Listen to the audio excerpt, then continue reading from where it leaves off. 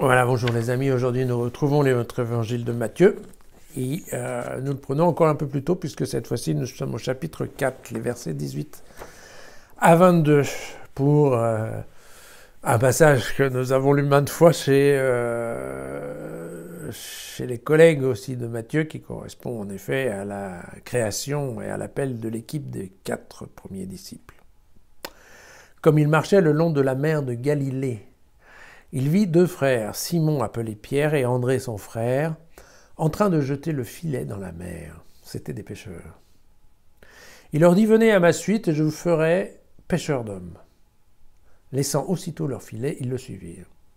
Avançant encore, il vit 2 autres frères, Jacques, le fils de Zébédée, et Jean son frère, dans leur barque avec Zébédée leur père, en train d'arranger leur filet. Il les appela, laissant aussitôt leur barque et leur père, ils le suivirent. Voilà.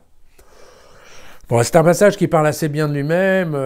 L'image de la pêche est complètement parlante, elle est facile à comprendre, même si dans la littérature biblique, cette identification de l'homme au poisson n'a pas été toujours quelque chose de très positif. Je vous prends par exemple un livre d'Habakkuk, qui est un des prophètes. Dans le livre d'Habakkuk, Dieu se fâche. Et alors il dit « Tu fais désormais les hommes à l'image des poissons de la mer, de ceux qui grouillent sans maître.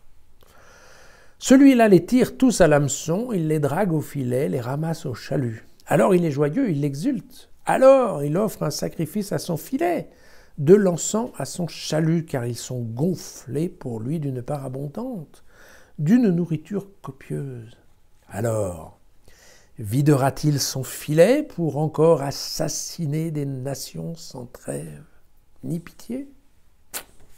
Voyez. Quand Dieu est pas content, il est pas content, hein ? Il est pas content. Alors, on a un peu la même chose d'ailleurs chez Jérémie, à un moment où Dieu fait le projet de récupérer tous les Juifs qui sont dans les diasporas autour du monde et de les ramener en terre d'Israël.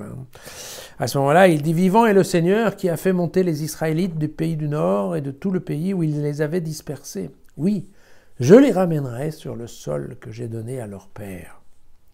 Je vais envoyer quantité de pêcheurs, oracle du Seigneur, qui les pêcheront. Et puis j'enverrai quantité de chasseurs qui les chasseront sur toute montagne, sur toute colline et jusque dans les creux des rochers. » Quoi, les hommes parfois sont une proie facile. Alors il semble que cette fois-ci, le Seigneur soit un peu plus cool, hein, mais globalement, on est toujours dans le même point de vue, c'est-à-dire d'un Dieu qui cherche à ramasser, effectivement, à entraîner derrière lui les hommes. C'est toujours un point qui est vraiment important. C'est toujours Dieu qui nous cherche, qui vient à notre rencontre. Et c'est pas le contraire. Alors évidemment, l'homme peut se montrer plus ou moins réceptif. Hein. Ça, c'est vrai, ça va de soi, bien entendu. Mais c'est toujours Dieu qui lance son filet pour ramasser les hommes et les entraîner derrière lui. D'accord ? Les poissons, dans ce cas-là, ont un rôle assez passif. Voilà. Bonne pêche, à demain.